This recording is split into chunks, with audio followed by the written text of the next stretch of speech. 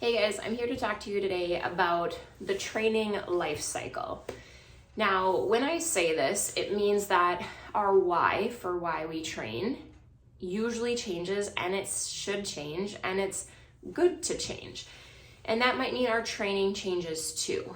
And so a lot of us, before we were married, before we had kids, before we had a lot of other obligations, we could train as much as we wanted, as long as we wanted, and we could really focus in on ourselves. Now, I'm not saying that you can't do that once you have all those other things, but your why is usually all about you. There's aesthetics, mental health, all the things that go with it. You might have been training to compete, so there's a lot of reasons why you might train at that stage. Enter other obligations, whether that may be a spouse, a partner, pets, kids, you name it, different work obligations, that could be too.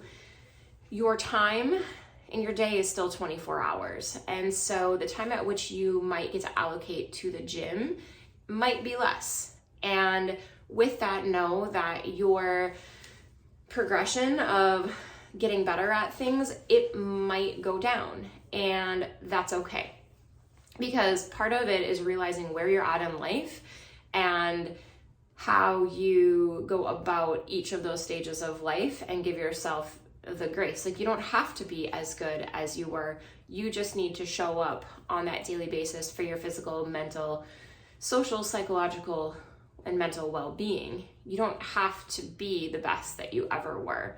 Not everybody's progression is linear. If we all went linear, that would be great, but that's not really what happens. And then we can come to the training life cycle of injuries or pregnancy. Now, during those times, it doesn't mean that we can't train. It means that we have to train differently. We have to take a step back and acknowledge where we are at and move our bodies in a way that is beneficial for us for that time of our life. If I have a knee injury, well, I'm probably not going to do a whole lot of lower body exercises, but it doesn't mean that I can't work with the coaches, work with your doctor staff, and to ensure that you have a training regimen that works for you. Because guess what?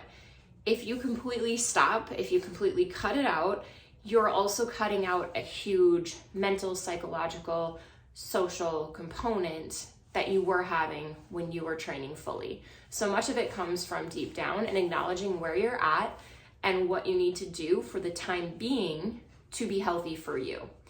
Same thing goes for pregnancy. As a high-level competitor, it's very challenging for me to take a step back, but realizing that it's just the time being and I need to move my body in a healthy way that's fruitful for myself, a baby, and so that we are doing things that promote health and fitness and not injury and regression. So part of this whole training life cycle is to understand where you're at. If you're not sure, talk with your head coach, and they probably can help you sort some things out. If you need a little extra help, meet with Mel. She's excellent. She can help you get all these thoughts out of your head and to help assess and maybe reestablish some new goals going into this next year. But acknowledging where you're at is the first step in figuring out where you're at in that training life cycle and where you want to get with this part of your life right now. So good luck on your next training cycle.